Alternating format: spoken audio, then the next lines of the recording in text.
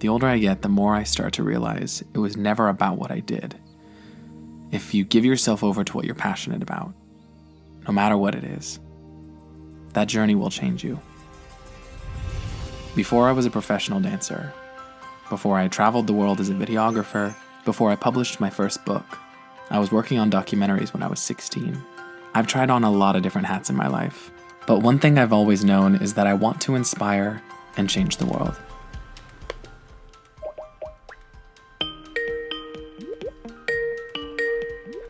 Hello, parents. Background of this project is about passion. One thing I knew that I wanted to do was talk to you guys about my backstory as far as like things that I've been passionate about go.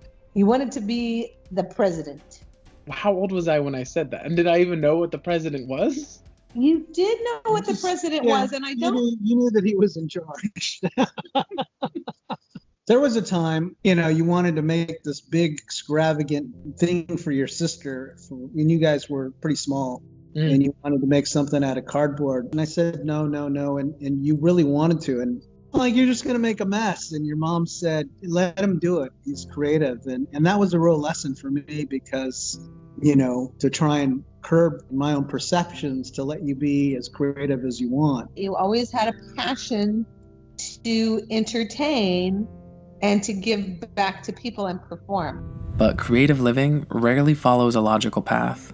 At one point, I was even dressing up as superheroes for kids' birthday parties. I honestly get nervous some days that I will never find a place to land creatively. I think this really hit me hard when I was 23. I was in LA auditioning to be a backup dancer. The week before, I was interviewing to be a dog walker because I was down to my last dollar. But that week, I booked the biggest dance job of my career, dancing for Britney Spears.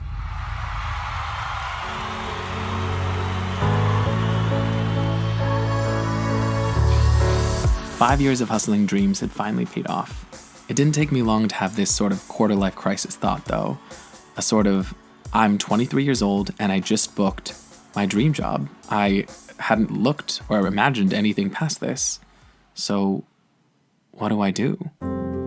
It was around that time that I started traveling and making videos. Day 2 in Morocco. I'm super excited to be in Tokyo. In Thailand. On this trip to Petra. And action. In the span of about 2 years, I saw 30 different countries.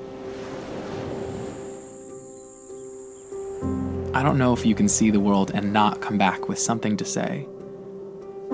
After a point, the writing just started to come. And my best friend actually was the one who said, you should publish your work. And my honest thought was, no, I can't change paths and uproot again. I was just starting to build momentum as a videographer. But someone finally said to me, stop worrying about finding the one thing you're meant to be great at. Your real work is to be great at being yourself.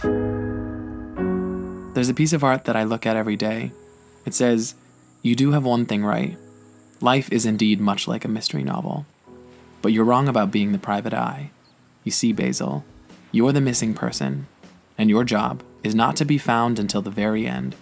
And until then, it's up to you to make it one hell of a page-turner. The way I would characterize, my view of what you've done, and it's all about how do I influence people for the good. So I asked my mom to do one of the drawings for the book. And she came up with this. This is fantastic. What you're passionate about might change. But if you can manage to stay true to yourself, I think that's how we do it. That's how the art changes us. And that is how we change the world.